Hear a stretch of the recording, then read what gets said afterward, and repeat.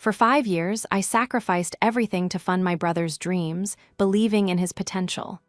Then came the lawsuit. He claimed I stole his future. But in court, I didn't bring a defense. I brought a single folder that proved his future was actually a debt he couldn't escape. This is where the story truly begins, and you won't want to miss what happens. Make sure you're subscribed to see it through to the end. We're always curious. Where in the world are you all watching from today? Let us know in the comments. The migraine had started somewhere between the scrutiny of the third quarterly audit spreadsheet and the flicker of the fluorescent light above my cubicle. But by the time I pulled into my driveway, it had evolved into a living thing. It was a pulsing, rhythmic hammer striking the back of my left eye. I sat in the car for a moment, the engine ticking as it cooled, just breathing in the silence of the garage. It was Friday night. I was 38 years old. I was a senior forensic accountant for one of the largest firms in the city, and I was exhausted in a way that sleep couldn't fix. All I wanted was a hot shower, a glass of water, and the dark. I stepped out of the car, my heels clicking on the concrete, the sound echoing too loudly in the small space. I gathered my bag, the leather strap digging into my shoulder, and unlocked the door into the mudroom. The house was quiet. It was always quiet. It was a beautiful house, a colonial I had bought 3 years ago, but sometimes the silence felt less like peace and more like insulation. I walked into the kitchen and dropped my keys on the granite island. The mail was piled there from the last few days, bills, flyers, a wedding invitation from a cousin I hadn't spoken to in a decade. I ignored it all, reaching for the tap to fill a glass.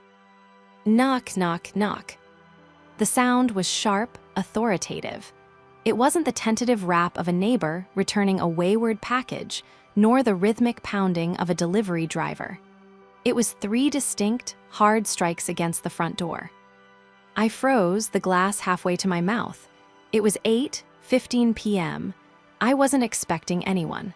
My stomach tightened, that instinctive, primal alarm that rings when the sanctity of your home is breached after dark. I set the glass down and walked to the foyer, checking the peephole. A man stood on the porch. He was wearing a nondescript windbreaker and holding a large manila envelope. He looked bored, shifting his weight from one foot to the other. He didn't look dangerous, just bureaucratic. I unlocked the deadbolt and opened the door a crack, keeping the chain engaged. "Can I help you?" "Margaret," he asked, looking down at a clipboard. He didn't use a last name, just the first, reading it with a monotone indifference. "Yes." "Margaret redacted," he verified, checking the address on the paper. "Yes, that's me." He nodded, reached into the crook of his arm, and slid the manila envelope through the crack in the door before I could even react. "You've been served." He turned and walked away before the envelope even hit the floor of the foyer. I stared at his retreating back, the cold evening air rushing in through the gap. "Served?" I whispered the word, but it felt foreign in my mouth. I had never been sued. I paid my taxes early. I followed every zoning law. I was the person who corrected the cashier if they gave me too much change. I closed the door and locked it, my hands trembling slightly. I bent down and picked up the envelope. It was heavy, thick. The return address was a law firm I didn't recognize, somewhere downtown. I carried it to the kitchen island, the migraine suddenly forgotten, replaced by a cold dread pooling in my gut. I tore the tab open. Plaintiff, Lucas redacted. Defendant, Margaret redacted. Nature of suit, breach of fiduciary duty, misappropriation of estate assets, constructive fraud. I read the words, but my brain refused to process them. Lucas, my brother, my baby brother, whose rent I had paid 5 days ago. I flipped the page, my eyes scanning the legal jargon, looking for the narrative, the why. The plaintiff alleges that the defendant, acting as executor and trustee, did willfully and maliciously withhold investment opportunities. Diverted funds intended for the plaintiff's business ventures into personal real estate holdings. Demands immediate restitution in the amount of $450,000 for lost potential earnings and emotional distress. The room seemed to tilt. I gripped the edge of the granite counter, my knuckles turning white. $450,000. I looked at the date on the signature page. It had been signed 2 days ago. 2 days ago, Lucas had texted me a picture of his new workspace setup, a high-end gaming monitor and a custom mechanical keyboard, and said, "Thanks for the transfer, sis. Big things coming." He had texted me that while the ink was drying on a lawsuit, accusing me of fraud. A sound escaped my throat, a rag. Jed, incredulous laugh that sounded more like a sob. I wasn't sick, and I wasn't dying. But as I stood there in the empty kitchen of the house I had worked 18-hour days to afford, reading the lies my brother had sworn to be true, I felt something vital inside me snap. The betrayal was worse than the diagnosis itself. I sank onto one of the bar stools, the thick stack of papers splayed out before me like a dissected corpse. I read it again, and again. The language was vicious. It painted a picture of a tyrannical older sister hoarding the family wealth, starving the brilliant, budding entrepreneur of the capital he needed to change the world. Constructive fraud, I read aloud, the words tasting like ash. I reached for my phone. My thumb hovered over Lucas's name. My first instinct, the instinct ingrained in me since I was 9 years old and he was a crying toddler with a scraped knee, was to fix it. To call him and ask what was wrong, to ask if this was a mistake, if someone had stolen his identity. He signed it, a voice in my head whispered, "Look at the signature. That's his looping L, that's his jagged S." I dialed anyway. I had to hear him say it. The phone rang. Once, twice, 3 times. Usually he picked up on the second ring, especially on Fridays, which was usually when he asked if I wanted to order takeout on my card, of course. It went to voicemail. "Yo, this is Lucas. I'm probably building the next big thing. Leave a message." I didn't leave a message. I hung up and stared at the screen. A notification popped up, a text from 3 hours ago that I hadn't seen because I was driving. "Lucas, don't try to call me, Margie. Claire said legal counsel advised no contact. We'll see you in court. Hope the house was worth it." Margie, he hadn't called me Margie since we were kids. And Claire. Of course.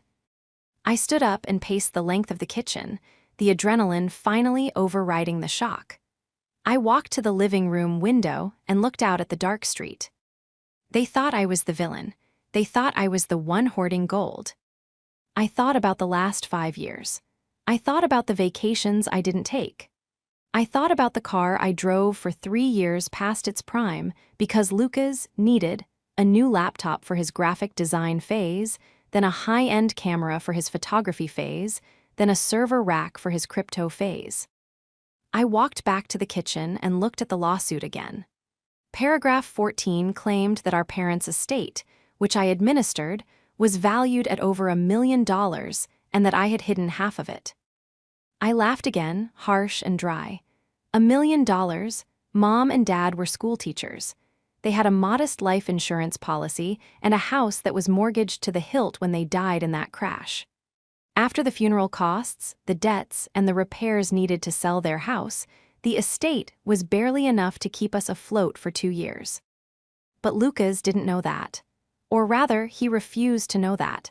Every time I tried to show him the spreadsheets, he would wave his hand and say, "I'm not a numbers guy, Margie. Just handle it. I trust you." He trusted me to be his ATM.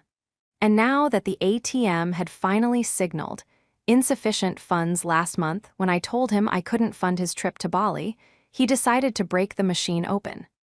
My eyes fell on a specific line in the affidavit. The defendant has consistently refused to provide written accounting of the trust's disbursement. My heart hammered against my ribs, but the panic was beginning to recede, replaced by the cold, analytical calm that made me excellent at my job. I was a forensic accountant. I tracked hidden assets for Fortune 500 companies. I found money that cartels tried to bury. Lucas and Claire had made a fatal miscalculation. They assumed that because I was his sister, I was casual with the paperwork. They assumed that because our arrangement was family, it was off the books. I looked at the filing cabinet in the corner of my home office, just visible through the open door. But they had forgotten one crucial thing, I whispered to the empty room. I walked into the office and unlocked the bottom drawer. It was labeled simply, LUCAS. I didn't open it yet. I didn't need to. I knew exactly what was in there. Every receipt, every transfer confirmation, every email. And most importantly, the document from 4 years ago, the one printed on heavy bond paper, the one Lucas had groaned about signing because he was late for a date, the one he had likely scrubbed from his memory the moment the ink was dry. They wanted a paper trail. I was going to give them a highway. To understand why this hurt so much, you have to understand the history. I wasn't just a sister. I was the frantic, 29-year-old surrogate mother who had been handed a shattered 20-year-old boy when our parents died. The accident had been sudden. 1 minute we were a normal family, the next it was just me and Lucas. I was already established in my career, living in a small apartment in the city, climbing the ladder. Lucas was a sophomore in college, drifting, unsure of himself, fragile. When the police came to my door that night, my life as an individual ended. I became the shield. I moved back to our hometown to handle the house. I let Lucas drop out of the semester because he was too grieving to focus. I didn't argue. I held him while he cried. I paid for the therapy he went to 3 times and then quit. I absorbed the debt from the funeral. For the first year, it was survival, but then it became a pattern. I can't go back to regular college, Margie, he had told me over breakfast one morning, a year after the funeral. It's too stifling. I need to create. I have this idea for an app. I wanted to say get a job. I wanted to say finish your degree. But looking at him, he looked so much like Dad. He had Dad's eyes, that soft, pleading look that always melted Mom's resolve. Okay, I had said, I'll help you, but we need a plan. That was the beginning. The plan shifted every 6 months.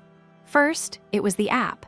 Then it was a bespoke furniture business. I bought $4,000 worth of tools that are still rusting in a storage unit. Then it was day trading. I covered his rent. I paid his health insurance. I gave him a stipend so he wouldn't have to work a minimum wage job that he felt was beneath his creativity.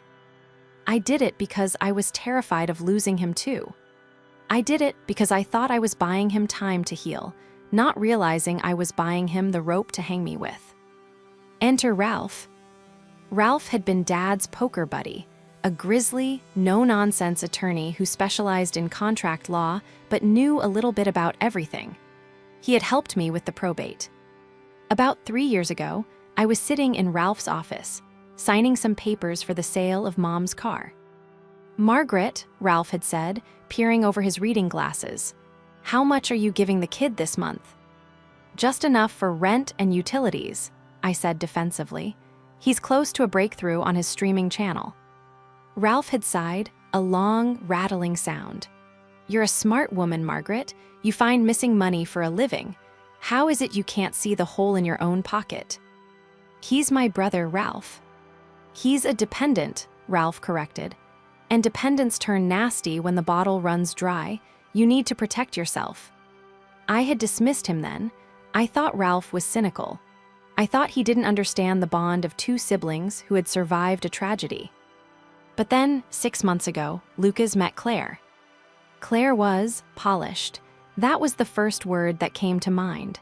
She was 26, worked as a lifestyle consultant, whatever that meant, and had a smile that didn't quite reach her eyes. She was beautiful, sharp, and incredibly attentive to Lucas. The first time I met her, we were at dinner. I was paying naturally. So, Margaret, Claire had said, swirling her Pinot Noir. Lucas tells me you manage the family trust. That must be a lot of work. It is, I said briefly. Though it's not really a trust in the way you're thinking, it's just what's left. Claire exchanged a look with Lucas, a look I didn't like. It was a look of shared secrets, of a conversation held in private that I was now intruding upon. Well, Claire smiled, showing perfectly whitened teeth. Lucas has so much potential.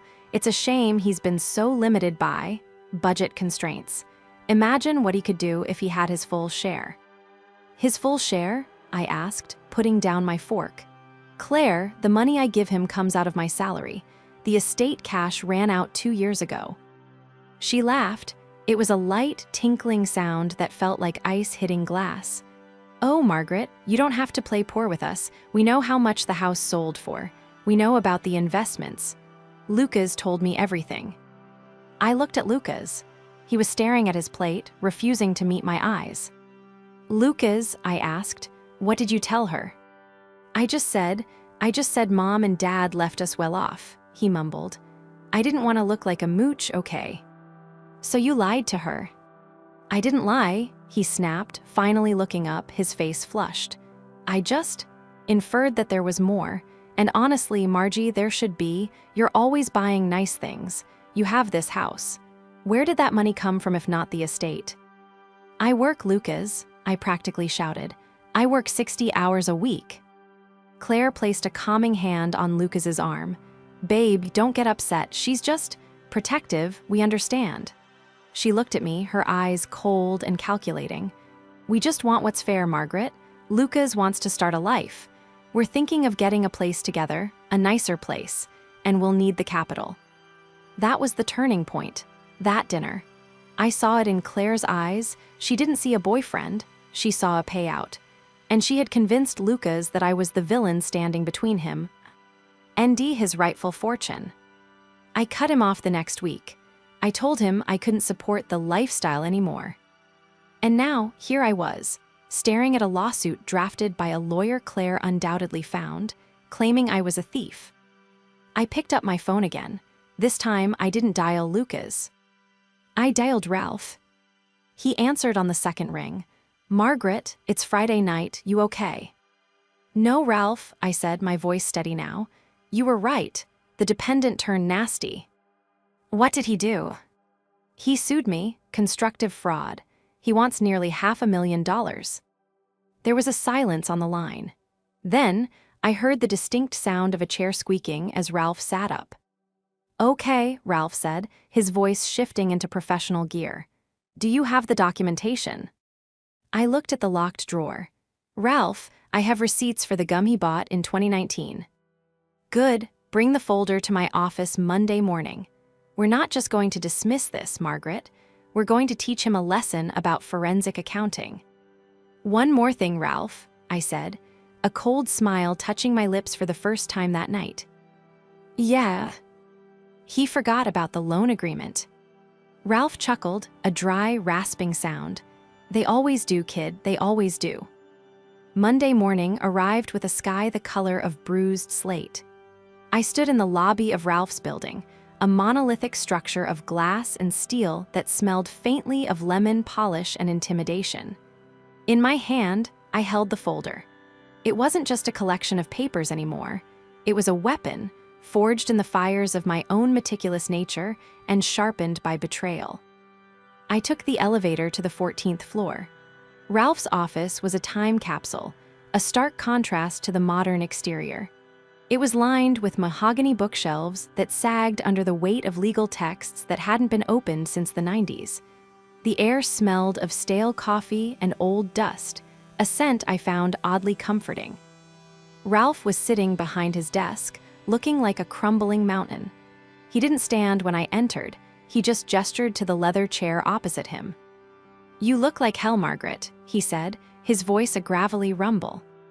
I feel like I'm auditing my own life, Ralph, I replied, sitting down and placing the heavy folder on the desk between us. I didn't sleep much. Good, anger keeps you sharp, sleep makes you soft. He reached for the folder, his thick fingers tapping the cover. Is this it? That's everything, I said, my voice steady. Bank statements from the estate account going back 5 years. My personal bank statements showing every transfer to Lucas.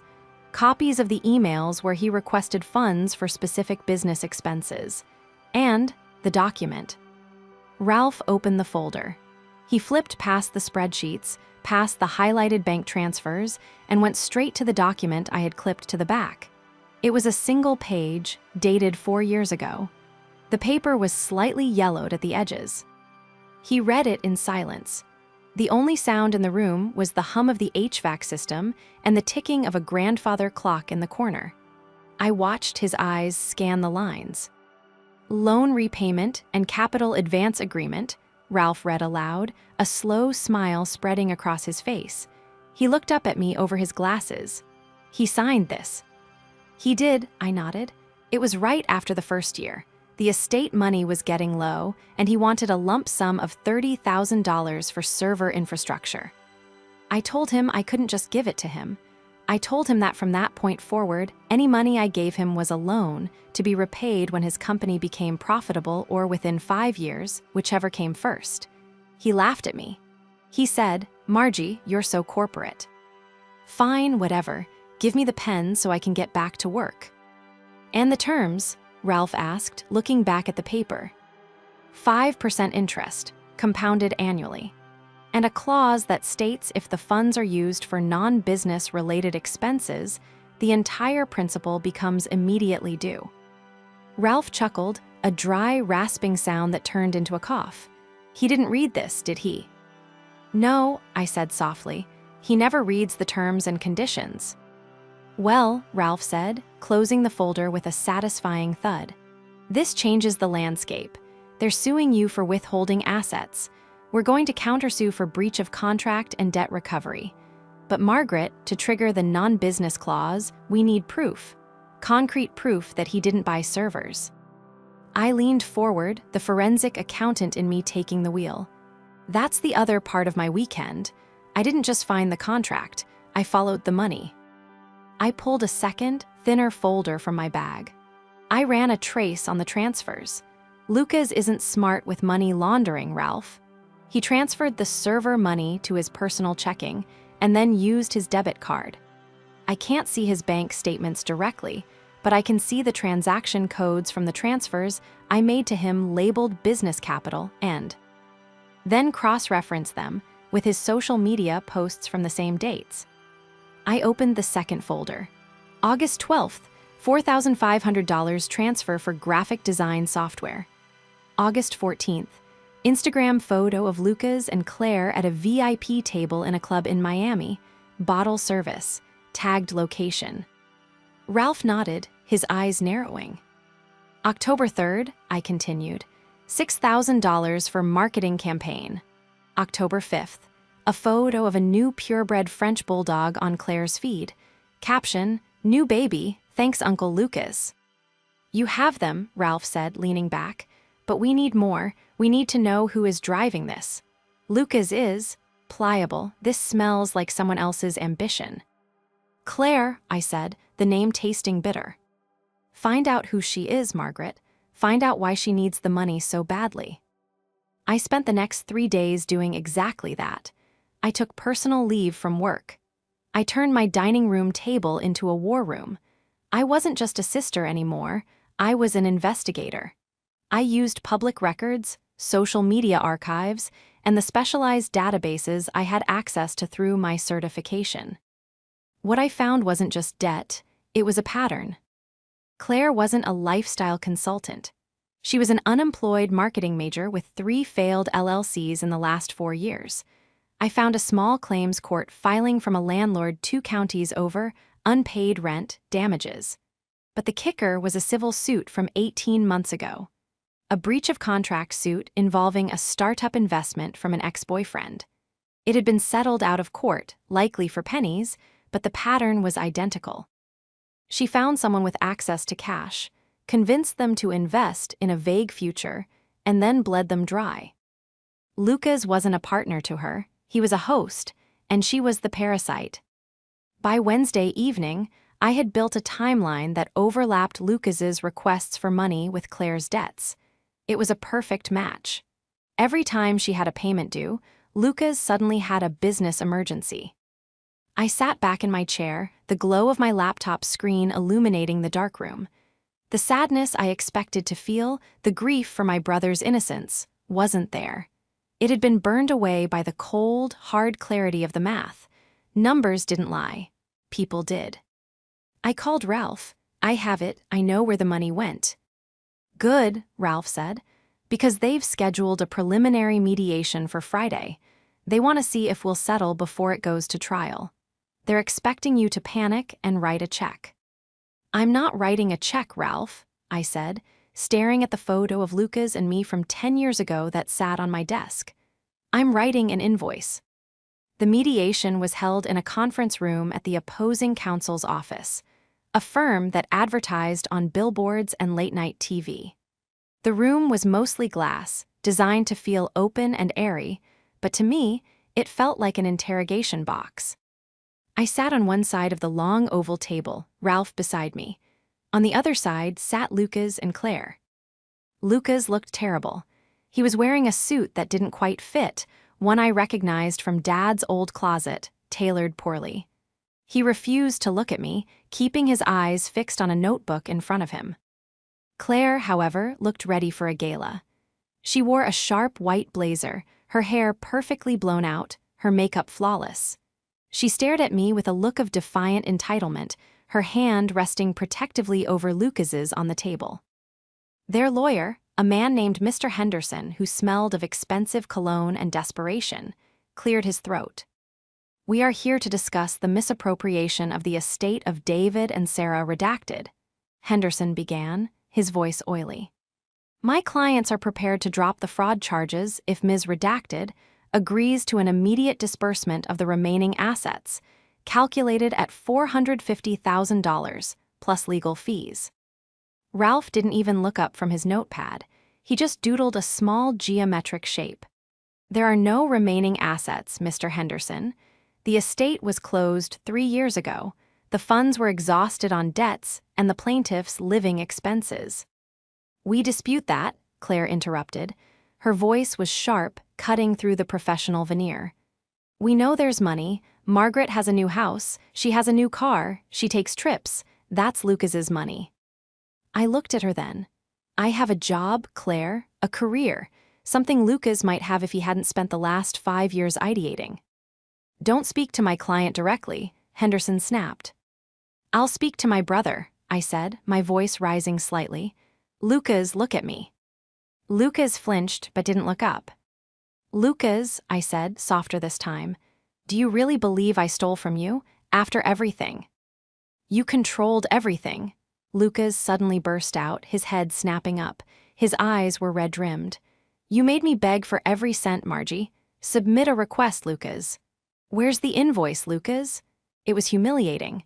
Mom and Dad left that money for us, not for you to act like my boss. I acted like your boss, because you were spending it like a child, I shot back. We are not here to discuss family dynamics, Henderson interjected loudly. We are here to discuss the missing funds, if you cannot provide a full accounting of the estate. Oh, we can provide an accounting, Ralph said. He stopped doodling and reached into his briefcase. He pulled out a single, thick binder. He didn't slide it across the table. He just let it rest under his hand. This binder, Ralph said, his voice dropping to a low, dangerous rumble, contains a forensic audit of every penny Margaret spent as executor. It shows funeral costs, mortgage payoffs, and $47,000 in direct transfers to Lucas for his business. $47,000 is a fraction of the estate, Claire scoffed. Where's the rest? The rest, Ralph said, went to the mortgage on the family home before it was sold and the debts your parents carried. But that's not the interesting part. Ralph opened the binder and pulled out a stapled packet. The interesting part is the business capital audit. He slid the packet across the table. It landed in front of Lucas. What is this? Lucas asked, his voice trembling. Page 3, I said. January 14th. You requested $2,500 for web hosting and domain acquisition. That same day, a charge for $2,480 appeared on a debit card linked to the transfer account. Was it GoDaddy, Lucas? Lucas went pale. It was the Sapphire Spa and Resort in Scottsdale, I answered for him. A couple's package with champagne service. Claire stiffened. I saw her hand tighten on Lucas's arm, her nails digging into the fabric of his suit. We are not here to audit my client's spending, Henderson argued, though he looked suddenly unsure. The money was his to spend, it was his inheritance. Actually, Ralph said, delivering the blow we had been waiting for. It wasn't. Ralph pulled out the final document, the loan agreement. According to this contract, signed by Lucas 4 years ago, any funds dispersed after the initial 12-month probate period were classified as a loan, contingent on business use. It explicitly states that personal use of these funds constitutes a breach of contract. Ralph leaned forward. You don't just owe the money back, son. You owe it with interest. And since you used it for vacations and handbags instead of servers, the immediate repayment clause is in effect. The silence in the room was absolute. It was a vacuum, sucking the air out of their lungs. Lucas stared at the document. I never signed that. You did, I said. In the kitchen, you were eating a bagel. You were in a rush to meet a potential investor. Who was actually Claire, wasn't it? Claire stood up, her chair scraping violently against the floor. This is a trick. You forged this. It's notarized, Ralph said, calm as a grave. By the bank manager down the street. I have the notary log. This is Bull's **T, Claire screamed, her composure shattering completely. She turned to Lucas. You told me there was no paperwork. You told me she just gave it to you. I forgot. Lucas stammered, looking between me and Claire, terror in his eyes. I didn't read it, I just signed it. We're done here, Henderson said, closing his folder quickly. He looked at his clients with the disdain of a man who realized he wouldn't be getting paid. I need to review this document. You do that, Ralph said. We'll see you in court. The drive home from the mediation should have felt victorious, but it felt hollow. I had cornered him. I had proven he was a liar. But the look on his face, the sheer, unadulterated panic when Claire screamed at him, stuck with me. They didn't drop the lawsuit. That was the surprise. I expected them to fold, to scurry away into the dark. But 2 days later, Ralph called me.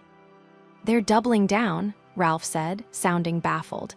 Henderson withdrew as counsel, smart man, but they found someone else. A guy who chases ambulances. They're claiming the contract was signed under duress. They're claiming you manipulated Lucas while he was grieving.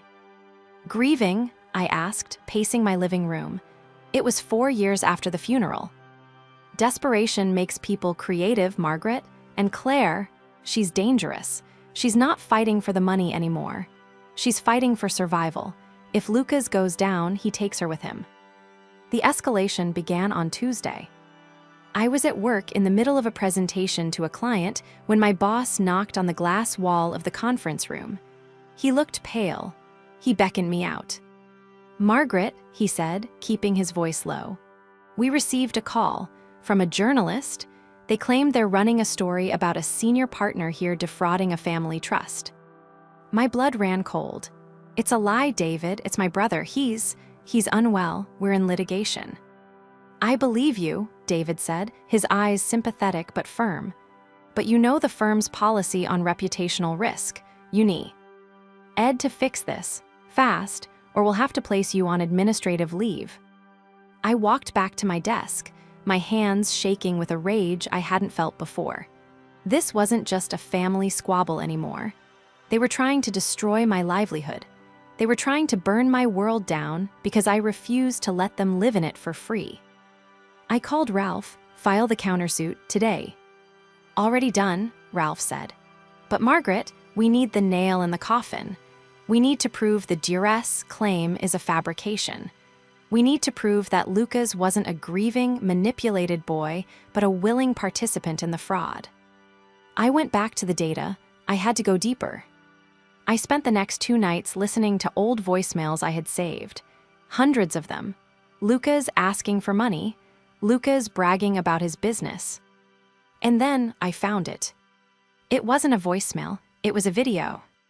It was from a family Christmas party 3 years ago, one of the few times Lucas had come over without asking for cash immediately. I had been testing out a new camera. I had left it recording on the mantelpiece while we were in the kitchen.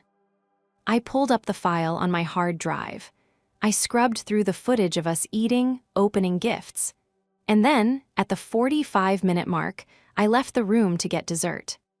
On the screen, Lucas stayed in the kitchen. He pulled out his phone. He dialed a number. "Hey babe," he said to the phone. "Yeah, I'm at the ATM. I mean Margie's house." He laughed. "Yeah, I signed whatever she wanted last week. Who cares? It's just paper. She's desperate to keep me happy. She feels guilty about mom and dad. I can get whatever I want out of her." Yeah, I'll get the money for the deposit. Don't worry. She thinks it's for a marketing retainer. She's clueless." I sat there, frozen, watching the pixelated image of my brother laughing at my grief. Laughing at my guilt. She feels guilty about mom and dad. He knew I blamed myself for not being there that night. He knew I was overcompensating, and he had weaponized it. He wasn't a victim of my control. He was the architect of my exploitation. I saved the clip. I backed it up to the cloud. I backed it up to a thumb drive. The next morning, I received a notification. The court date had been set for the following week. It was an expedited hearing for the dismissal motion. I called Ralph. "I have something for the judge," I said. "I have the proof that he knew exactly what he was doing." "Is it a document?" Ralph asked. "No," I said, looking at the freeze frame of Lucas's smirk. "It's a confession." The stakes were no longer about money. I didn't care about the $47,000 anymore. I cared about the truth. I cared about exposing the rot that had been festering in my family for 5 years. I wasn't going to court to defend myself. I was going to court to excise the tumor. "Bring it," Ralph said. "And wear your best suit, Margaret. We're going to end this." The courtroom was smaller than I expected, a windowless chamber that smelled of floor wax and stale anxiety. It wasn't the grand, cinematic Hall of Justice I had seen on television. It was a place where lives were dismantled in fluorescent-lit banality. I sat next to Ralph, my hands clasped so tightly in my lap that my knuckles were white. On the other side of the aisle, Lucas sat hunched over, looking smaller than I had ever seen him. He was wearing the same ill-fitting suit, but now his tie was crooked, a physical manifestation of his unraveling. Claire, by contrast, was electric. She was whispering furiously into the ear of her new attorney, a man named Mr. Blanton who had hair that looked like a plastic helmet and a suit that was too shiny. Blanton was nodding vigorously, his eyes darting toward me with predatory gleam. "All rise," the bailiff intoned. Judge Keller entered. She was a woman in her 60s with steel-gray hair pulled back in a severe bun and eyes that had seen every variation of human greed imaginable. She took her seat, adjusted her glasses, and looked down at the docket. "Redacted versus redacted," she read, her voice bored. "Motion to dismiss and counterclaim for debt recovery. Mr. Blanton, you're new to the file. Do you need a moment?" "No, Your Honor." Blanton stood up, buttoning his jacket. "We are ready to proceed. We intend to show that the so-called contract presented by the defense is void ab initio. It was signed under extreme duress. My client, Lucas, was a vulnerable young man, grieving the loss of his parents, manipulated by a controlling older sister who held the purse strings of his inheritance hostage. I felt the heat rise in my cheeks. Hostage. I had held him while he cried. I had paid for his therapy. I had shielded him from the foreclosure notices on Mom and Dad's house." Blanton continued, his voice rising in theatrical outrage. "Ms. Margaret Redacted didn't act as a sister. She acted as a predator. She forced him to sign away his rights to his own family money. Just to buy groceries. That is not a loan, Your Honor. That is extortion." Judge Keller looked at Ralph. "Counsel." Ralph stood up slowly. He didn't have Blanton's energy. He moved with the slow, deliberate weight of a glacier. "Your Honor," Ralph rumbled, "we have heard a very touching story today, a story about a helpless boy and a wicked witch." He walked to the defense table and picked up a thick, black folder. It wasn't the same one from the mediation. This one was new. "However," Ralph continued, walking toward the bench, "stories are for bedtime. Courts are for evidence. The plaintiff claims he was grieving and manipulated into signing the loan agreement 4 years ago. He claims he didn't understand what he was doing because he was so distraught over his parents. Ralph handed the folder to the bailiff, who passed it to the judge. Inside that folder, Your Honor, you will find a transcript. And attached to the exhibit list is a USB drive containing the source video for that transcript. It is dated December 24th, 3 years ago, approximately 1 week after the contract was signed. Lucas's head snapped up. He looked at the folder, then at me. Confusion clouded his eyes, then a flicker of recognition. He remembered the party. He remembered the kitchen. "Play the video," Judge Keller ordered, nodding to the clerk. The room went silent. The large monitor on the wall flickered to life. The image was clear, my kitchen, warm and bright with Christmas lights. The sound of Bing Crosby singing White Christmas was faint in the background. Then, Lucas walked into the frame. He looked healthy, happy. He was holding a glass of eggnog. He pulled out his phone. The audio was crisp. "Hey babe," the digital Lucas said, a smug grin on his face. "Yeah, I'm at the ATM. I mean Margie's house." In the courtroom, the real Lucas sank lower in his chair. He covered his face with his hands. "Yeah, I signed whatever she wanted last week," the video continued. "Who cares? It's just paper. She's desperate to keep me happy. She feels guilty about mom and dad. I can get whatever I want out of her. Yeah, I'll get the money for the deposit. Don't worry. She thinks it's for a marketing retainer. She's clueless." The video cut to black. The silence that followed was heavy, suffocating. It was the sound of a narrative shattering. Judge Keller didn't look up immediately. She opened the folder Ralph had given her. She read the first page, the transcript of the vile words my brother had spoken while eating my food and accepting my gifts. She read it slowly, her finger tracing the lines. Then she looked up. She didn't look at Blanton. She didn't look at Claire. She looked directly at Lucas. Her expression wasn't angry. It was one of profound, exhausted disappointment. "You really thought this would work?" she asked. Her voice wasn't loud, but it carried to every corner of the room. "You really thought," Judge Keller continued, tapping the folder, "that you could come into my courtroom, claim emotional distress and duress, while there is video evidence of you mocking your sister's grief and premeditating the fraud." "Your Honor, Blanton tried to interject. "Sit down, counsel," Judge Keller snapped, her voice like a whip. "Unless you want to be sanctioned for bringing a frivolous suit, you will sit down and be quiet." She turned back to Lucas.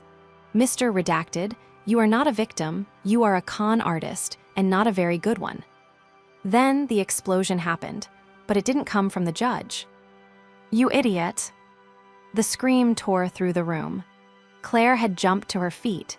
Her face, usually a mask of composed beauty, was twisted into a rictus of pure rage. She wasn't looking at the judge, she was looking at Lucas. "You told me it was airtight," she shrieked, pointing a manicured finger at him. "You told me she had no proof, you said she was stupid." "Claire, please," Lucas stammered, reaching for her. "Don't touch me," she recoiled, slapping his hand away. "Do you know what this means? Do you know how much debt I have? I needed this payout, Lucas. I needed this to clear the loans." "Order," the judge banged her gavel. "Order in this court." "He's broke," Claire yelled at the gallery, at the judge, at anyone who would listen. "He has nothing. He's been living off her for years, and he told me he was a trust fund kid. He's a loser." "Ms. Redacted," the bailiff moved toward her. "I'm leaving," Claire grabbed her purse. She looked at Lucas one last time, her eyes filled with nothing but contempt. "Don't follow me. Don't call me. Dealing with you was the worst investment I ever made." She stormed out of the courtroom, the heavy doors slamming behind her with a sound like a gunshot. Lucas sat alone at the table. Blanton was furiously shuffling papers into his briefcase, clearly preparing to disassociate himself from the disaster as quickly as possible. Lucas didn't move. He stared at space where Claire had been standing.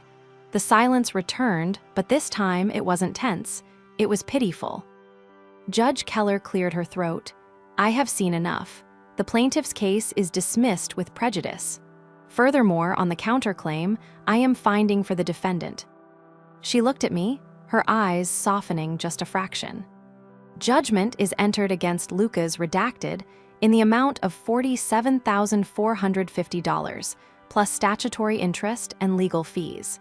A repayment plan will be garnished from any future wages. She banged the gavel. Court is adjourned. I stood up. My legs felt weak, but my spirit felt light, unburdened for the first time in 5 years. I looked at Lucas. He was weeping. Not the manipulative tears he used to get money, but the ugly, silent sobs of a man who had stripped himself bare and found nothing underneath. I didn't go to him. I didn't comfort him. That part of my life was over. I turned to Ralph. "Let's go get lunch, Ralph," I said. "I'm buying." The fallout was swift and absolute. Without the prospect of the lawsuit payout, and with his wages now subject to garnishment, Lucas's house of cards collapsed within 48 hours. Claire blocked his number before she even left the courthouse parking lot. We later found out she had skipped town, moving 2 states over to live with a cousin or her next mark. Lucas was evicted from his apartment 3 weeks later. I didn't intervene. When the landlord called me, because I was still listed as an emergency contact, I simply said, "I am not a guarantor on that lease," and hung up. It was the hardest thing I had ever done. Every instinct in my body screamed at me to save him, to write a check, to find him a place to stay. But I replayed the video in my head. She's clueless. I replayed the courtroom scene. You loser. I realized that saving him was what had destroyed him. My support had been the crutch that allowed his legs to atrophy. If he was ever going to walk, he had to crawl first. 2 months passed. I was in my garden, pruning the hydrangeas. It was a Saturday, crisp and cool. The migraine that had plagued me for months was gone. I was sleeping through the night. I had even started dating again, a nice architect named Ben who paid for his own dinner and asked me about my day. I heard a car pull up. It wasn't a sports car or a luxury rental. It was a beat-up Honda Civic, rusting at the wheel wells. I stood up, wiping the dirt from my gloves. Lucas walked up the driveway. He looked different. He had lost weight. He was wearing jeans and a t-shirt stained with what looked like paint or grease. He looked tired. He looked older. He looked like an adult. He stopped at the edge of the grass. He didn't come closer. He respected the boundary. "Hi, Margie," he said. "Lucas," I nodded, keeping my expression neutral. I wanted to bring you this." He reached into his pocket and pulled out an envelope. He walked forward and placed it on the retaining wall, then stepped back. "What is it?" "It's a money order," he said. $500. It's the first payment for the judgment." I looked at the envelope, then back at him. "Where are you working?" "I got a job with a landscaping crew," he said, looking down at his hands. They were calloused, the nails dirty. "It's hard work, minimum wage plus overtime, but it's real." "And Claire?" I asked. He flinched, a shadow of pain crossing his face. "She's gone. You were right about her. You were right about everything." He took a deep breath, and for the first time in years, he looked me in the eye. "I'm sorry, Margie, not because I lost, but because of what I said in the video. You gave up your life for me, and I laughed at you for it. I was a monster." The apology hung in the air between us. It was raw, and it was real. I took off my gloves. I walked over to the wall and picked up the envelope. It felt heavy, heavier than the check for thousands I used to write him. This was sweat equity. This was dignity. "Thank you," I said. "I know I can't fix it," Lucas said, his voice cracking. "I know I can't ever go back to how it was, but I want to pay you back, every cent, even if it takes me 10 years. "It might take longer with interest," I said, a small, sad smile touching my lips. He managed a weak chuckle. "Yeah, I read the contract this time." He hesitated, shifting on his feet. I miss you, sis. I miss Mom and Dad. I felt so alone, and I wanted to be someone I wasn't so I didn't have to feel it." I know, I said softly. I missed you too, but the brother I missed wasn't the one who sued me. I know, he nodded. I'm trying to find him again. He turned to leave. He didn't ask to come in. He didn't ask for water. He didn't ask for a loan. Lucas, I called out. He stopped and turned. I'm making a roast for dinner, I said.